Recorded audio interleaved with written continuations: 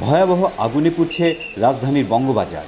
সকাল ৬টায় লাগা আগুন দুপুর ১টায়ও নিয়ন্ত্রণে আনা সম্ভব হয়নি। ফায়ার সার্ভিসের প্রায় ৫০টি ইউনিট টানা ৭ ঘন্টা চেষ্টা করেও আগুন পুরোপুরি নিয়ন্ত্রণে আনতে পারেনি। আগুন নিয়ন্ত্রণের পুরো বিষয়টির উপর সার্বক্ষণিক খোঁজ রেখে সমন্বয় করছেন প্রধানমন্ত্রী শেখ হাসিনা।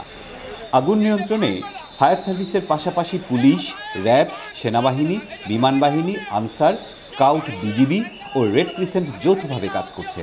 বিমান ও সেনাবাহিনীর হেলিকপ্টার থেকে পানি ছোড়া হচ্ছে অগ্নিকাণ্ডস্থলে।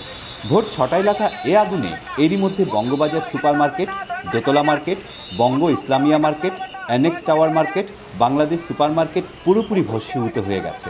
সর্বশান্ত হয়েছেন প্রায় সবাই।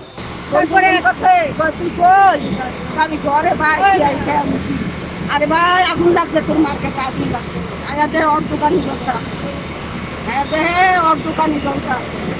আমরা তো বাড়ি করতে পারেন, একটা টাকার মাল কিছু বাড়ি করতে পারে না, কিছু বাড়ি করতে পারে না। আমার দোকানে জলটা আছে, কেমনে দিন দিন কেমনে কি করবো। ঈদের বাজারে আপনার যার যা আছে সব সম্বল বাপদাদা ১৪ গোষ্ঠী সম্পদ বিক্রি করে এখানে ইনভেস্ট করছি। এখন কি অবস্থায় আছে লাস্ট ফিনিশিংটা তো বলতে পারছি না, গোডাউনে না যাওয়া পর্যন্ত। বড় এলাকা জুড়ে ৭টি মার্কেট নিয়ে এই বঙ্গবাজার। মার্কেটে অন্তত ৪,০০০ দোকান রয়েছে। ঈদ সামনে রেখে প্রায় সব দোকানেই প্রচুর নতুন পণ্য তোলা হয়েছিল। কিভাবে সেখানে আগুন লাগলো তা এখনও স্পষ্ট নয়।